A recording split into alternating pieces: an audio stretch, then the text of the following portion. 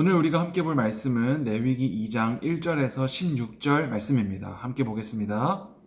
누구든지 소재의 예물을 여호와께 드리려거든 고운 가루로 예물을 삼아 그 위에 기름을 붓고 또 그 위에 유향을 놓아 아론의 자손 제사장들에게로 가져갈 것이요 제사장은 그 고운 가루 한 움큼과 기름과 그 모든 유향을 가져다가 기념물로 제단 위에서 불사를 지니 이는 화제라 여호와께 향기로운 냄새니라.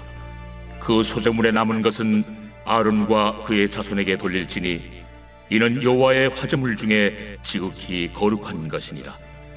내가 화덕에 구운 것으로 소재의 예물을 드리려거든 고운 가루에 기름을 섞어 만든 무교병이나 기름을 바른 무교전병을 드릴 것이요 철판에 붙인 것으로 소재의 예물을 드리려거든 고운 가루에 누룩을 넣지 말고 기름을 섞어 조각으로 나누고 그 위에 기름을 부을지니 이는 소재니라.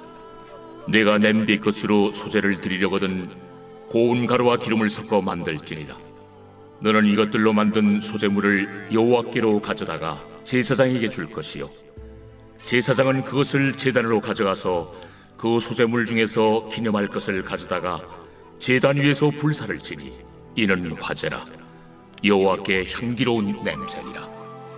소재물에 남은 것은 아론과 그의 아들들에게 돌릴지니 이는 여호와의 화제물 중에 지극히 거룩한 것이니라.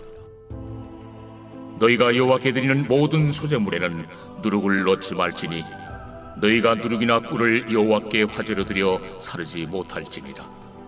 처음 익은 것으로는 그것을 여호와께 드릴지나 향기로운 냄새를 위하여는 제단에 올리지 말지며 내 모든 소재물에 소금을 치라. 내 하나님의 언약의 소금을 내 소재에 빼지 못할지니 내 모든 예물에 소금을 드릴지니라. 너는 첫 이삭의 소재를 여호와께 드리거든 첫 이삭을 볶아 지은 것으로 내 소재를 잠때 그 위에 기름을 붓고 그 위에 유향을 더할지니 이는 소재니라. 제사장은 찌은 곡식과 기름을 모든 유향과 함께 기념물로 불사를 지니 이는 여호와께 드리는 화제니라. 레위기에서는 5대 제사, 7대 절기에 대해서 나온다고 했는데 오늘 두 번째 제사 소제입니다. 목사님이 이걸 외울 때 번소화속건 이렇게 외웠습니다. 번소화속건 번제, 오늘 두 번째로 소제입니다. 소제는 곡식을 제물로 드리는 제사입니다. 어제 번제는 뭐였죠?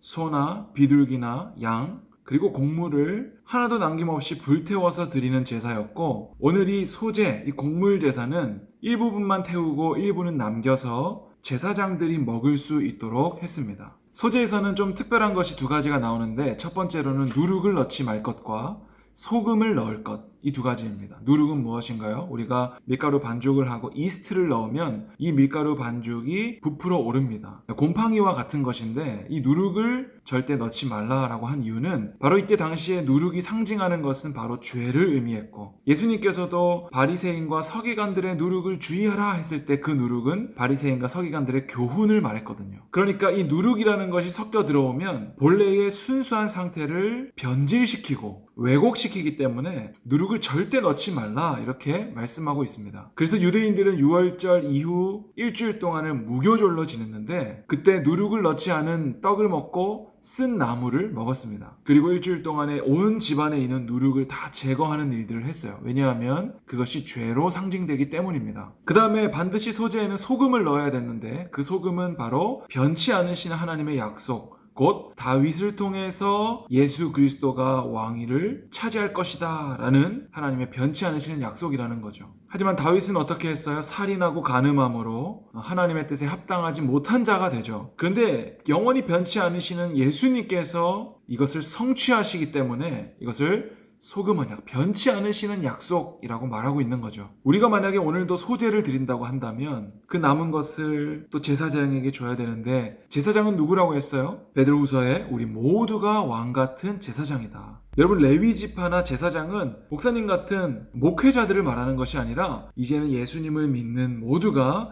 왕 같은 제사장이다라는 거예요. 왜 그렇게 될 수 있었어요? 예수님께서 십자가에서 이 모든 것을 다 이루어 버리셨기 때문이죠. 그렇기 때문에 우리는 더 이상 번제나 소제를 드리지 않아요. 번제가 소제가 손가락을 모아 가르치고 있는 것은 보라 세상죄를 지고 가는 어린 양이로다 라고 말하는 세례 요한의 말과 같이 예수 그리스도를 가르치는 것이기 때문에 우리는 오늘날 번제와 소제 이와 같은 구약의 제사들을 드리지 않습니다. 그러니까 오늘 우리가 드리고 있는 예배는 결코 구약의 제사가 아니라 예수님께서 다 이루시고 이미 우리에게 다 주신 뭘 주셨죠?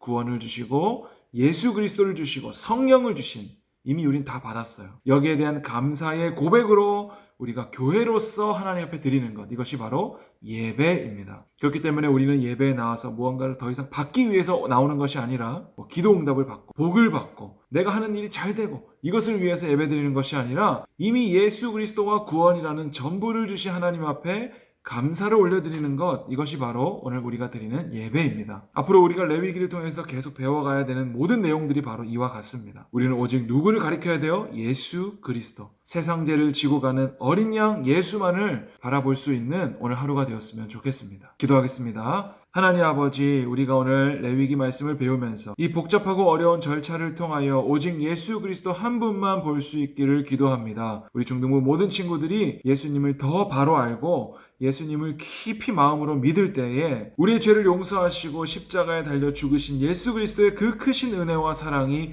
오늘 내 삶 가운데 말씀으로 성취되게 하여 주시옵소서. 우리의 삶에 문제가 있습니까? 이 문제를 해결할 수 있는 유일한 대안은 예수를 깊이 아는 것인 줄로 믿사오니 내 삶 가운데 역사하시는 하나님을 깊이 알아가는 하루가 되게 하여 주시옵소서. 예수님의 이름으로 기도합니다. 아멘.